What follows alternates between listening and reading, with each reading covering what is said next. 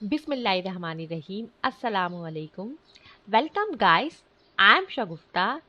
Today I'm going to show you salary sheet in 12th class of Excel. So let's start. देखिए ये salary sheet में सबसे पहले देखिए मैंने ये टाइम बचाने के लिए कुछ हेडिंग्स का जो मटेरियल है वो पहले से लिख लिया है। एम्प्लॉय आईडी है, ये एक मरतबा देखिए मैंने ये कोड लिख कर और ये इसको या तो कंट्रोल और माउस की लेफ्ट क्लिक से इसके एंड पॉइंट पर माउस लेकर जाएं और इसको इस तरह से ड्रैग कर दें, या फिर 1101 लिखकर और 1102 लिखकर और दोनों को सिलेक्ट करके ड्रैग कर दें, या फिर सिंपल अगर सीरियल नंबर है तो फिर आप वो लिख दें और फिर इसको सीरीज बना लें। अच्छा, उसके बाद हमारी हेडिंग है एम्प्लॉय नेम की। ठीक है जी, एम्प्लॉय नेम हमने लिख लिए। एम्प्लॉय डिजिग्नेशन यानी कि किस पोस्ट पर है उनकी पोस्ट लिख ली, सबकी हमने टाइप कर ली। बेसिक सैलरी, सबकी बेसिक सैलरी कितनी है। फिर उसके बाद है medical allowance, convince allowance, gross salary, income tax, net salary, per day और टोटल प्रेजेंट डे। ठीक है जी। अच्छा, अब देखिए ये तमाम जो मटेरियल है ये तो हमने पहले से टाइप कर लिया है। अब इन जो फार्मूले हैं, मतलब कि ये जो हेडिंग्स हैं इनमें फार्मूलाज लगेंगे, तो हम फार्मूलाज स्टार्ट करते हैं। सबसे पहले हम मेडिकल अलाउंस में फार्मूला लगाएंगे। तो मेडिकल अलाउंस का फार्मूला एक्चुअली क्या है, is equal select basic salary. देखिए जो भी अलाउंसेस होते हैं वो बेसिक सैलरी से ही हमारे कैलकुलेट होते हैं। तो हम क्या करेंगे, मेडिकल अलाउंस कैलकुलेट करने के लिए is equal select basic salary multiply, अब जितना हम मेडिकल अलाउंस जो है अपने एम्प्लॉयज़ को दे रहे हैं या जिन की हम सैलरी बना रहे हैं उनको जितना मेडिकल अलाउंस हम दे रहे हैं तो उतना हम लिखेंगे। जैसे कि अगर हम 20% दे रहे हैं तो 20 लिखेंगे, तो या तो आप दूसरी तरह से परसेंट निकाल लें। ये इजी तरीका ये है कि आप शिफ्ट के साथ ये 5 का बटन दबा दें जिस पर परसेंट का निशान लगा हुआ है, तो ये ऊपर का ऑप्शन है, तो ये शिफ्ट के साथ यूज़ होगा। तो हमने क्या किया, परसेंट दबा दिया और एंटर कर दिया। एंटर करने के बाद हम इसको ड्रैग कर देंगे, so it will be automatically apply on all value. ठीक है जी, सबका मेडिकल अलाउंस कैलकुलेट हो जाएगा। इसी तरह हमारे पास कन्वेंस अलाउंस है। कन्वेंस अलाउंस भी हम इसी तरह कैलकुलेट करेंगे, is equal select basic salary multiply 25% conveyance allowance employee को दे रहे हैं हम, जितना भी है वो लिखते हैं आप, और ये परसेंट शिफ्ट के साथ या आप 5 का बटन दबा दें तो परसेंट आ जाएगा क्योंकि ऊपर का ऑप्शन है, और एंटर कर देंगे और इसको ड्रैग कर देंगे। अब देखिए ये हमने आपको एग्जाम्पल दी है, 2 अलाउंस आपको कैलकुलेट करना बताएं। इसी तरह हाउस रेंट और बहुत से अलाउंस भी होते हैं तो वो भी इसी तरह कैलकुलेट होंगे कि is equal select basic salary multiply जितना हाउस अलाउंस दे रहे हैं 25%, 100% अगर दे रहे हैं, 20% दे रहे हैं या 50% दे रहे हैं, तो वो आप परसेंट लिख के और ड्रैग कर देंगे। अच्छा, जब हम तमाम अलाउंस कैलकुलेट कर लेते हैं तो फिर हमारी आती है gross salary. Gross salary actually वो सैलरी होती है जब बेसिक सैलरी में तमाम अलाउंसेस ऐड हो जाते हैं तो वो ग्रॉस सैलरी होती है। ठीक है जी, तो हम ग्रॉस सैलरी में एक्चुअली सम का फार्मूला लगाएंगे, is equal SUM some bracket open select basic salary and all allowances, जितने भी अलाउंसेस हैं उसको एक साथ आप बेसिक सैलरी के साथ सिलेक्ट कर लेंगे कंटिन्यूसली माउस की लेफ्ट क्लिक प्रेस करके, और ब्रैकेट क्लोज कर देंगे और एंटर कर देंगे। एंटर करने के बाद इसको ड्रैग कर देंगे।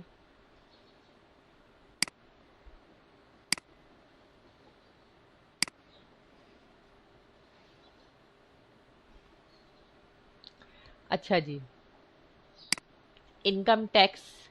देखिए, इनकम टैक्स हमारी सैलरी से कटता है, क्योंकि कहीं भी एम्प्लॉयज़ जब जॉब करते हैं तो वो हुकूमत को एक टैक्स देती है। कोई भी कंपनी हो, इंस्टीट्यूट हो, कोई भी फर्म हो, तो वो जिस जगह भी काम कर रही हैं, अपना बिजनेस कर रही हैं, तो हुकूमत को एक टैक्स देते हैं। तो ये टैक्स एम्प्लॉयज़ की सैलरी से कटता है। तो इनकम टैक्स सबसे पहले हम कैलकुलेट करेंगे, फिर माइनस करेंगे। तो इनकम टैक्स आप कैसे कैलकुलेट करेंगे? Is equal select gross salary multiply, gross salary से हम इनकम टैक्स जो है निकाल रहे हैं, फिर इसी में से हम माइनस कर देंगे। तो इनकम टैक्स 2 या 3% या ज़्यादा से ज़्यादा 5% होता है। तो हमने 3 लिख दिया और परसेंट क्लिक किया और एंटर कर देंगे और इसको ड्रैग कर देंगे।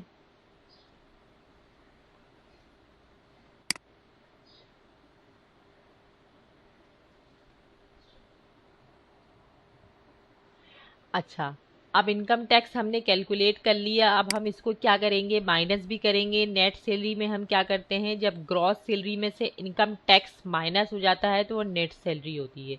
तो नेट सैलरी एक्चुअली कौन सी सैलरी होती है कि जिसमें तमाम अलाउंसेस शामिल होते हैं बेसिक सैलरी में, और इनकम टैक्स माइनस होता है। देखिए ना, ग्रॉस सैलरी में तमाम अलाउंसेस शामिल हो गए, अब इससे इनकम टैक्स निकाल लिया। तो नेट सैलरी एक्चुअली कौन सी सैलरी होगी? जिसमें से इनकम टैक्स माइनस होगा और अलाउंसेस शामिल होंगे। तो इसके लिए क्या फार्मूला है? Is equal select gross salary minus select income tax और एंटर कर देंगे और इसको हम ड्रैग कर देंगे।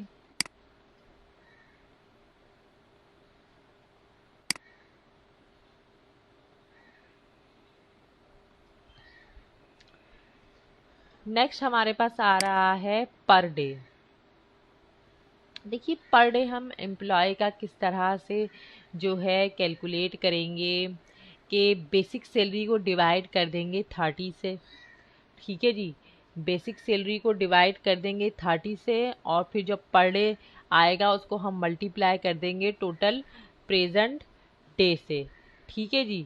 तो बाज़ जगहों पे जो है पर डे जो है नेट सैलरी से भी निकाला जाता है कि भाई ये नेट सैलरी है, तो उसको भी डिवाइड कर देते हैं हम 30 से। तो आपकी मर्ज़ी है, जहाँ जिस तरह भी कैलकुलेट किया जा रहा है, आप जहाँ जॉब कर रहे हैं या जिस हवाले से भी बना रहे हैं, तो आपको कैलकुलेट करना आना चाहिए।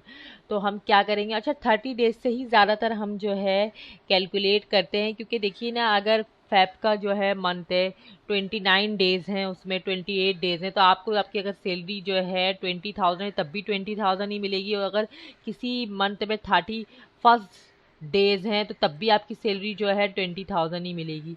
तो इसमें फ़र्क नहीं होता है। ज़्यादातर हमारी जो सैलरी काउंट होती है वो 30 दिन के हिसाब से ही होती है। तो हम क्या करेंगे? इज इक्वल सिलेक्ट, मैं बता रही हूँ कि मैं बेसिक सैलरी से पर डे निकाल रही हूँ, आप नेट सैलरी से भी निकाल सकते हैं। तो is equal select basic salary divide 30। ठीक है जी, और एंटर कर देंगे और इसको ड्रैग कर देंगे।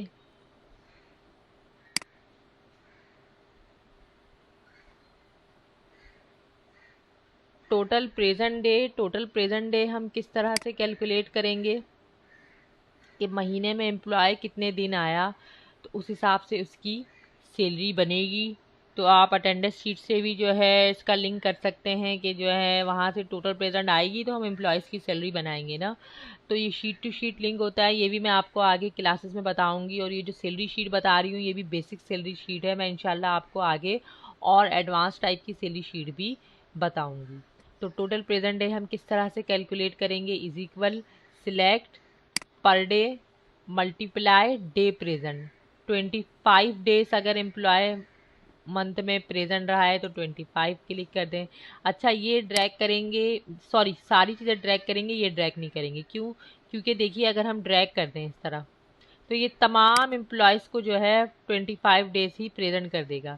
अब देखिए ना, ज़रूरी थोड़ी है कि एक एम्प्लॉय जो है 25 डेज आया है तो दूसरा भी जो है महीने में 25 डेज ही प्रेजेंट रहा होगा, हो सकता है वो तमाम दिन आए और हो सकता है वो उतने दिन भी नहीं आए, तो सबकी टोटल प्रेजेंट डे अलग अलग होगी।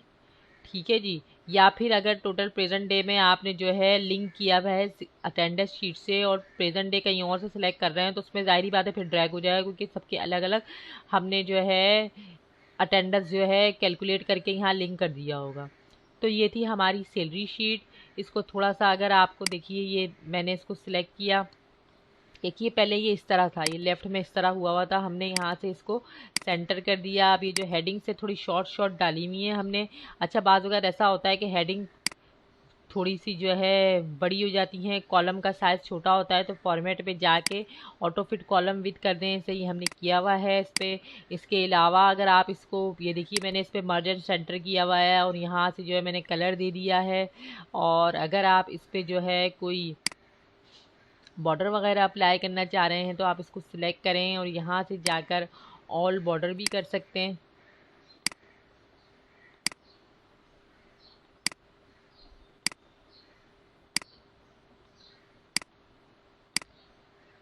ठीक है जी। So I hope you will be understand. Don't forget like and subscribe my channel.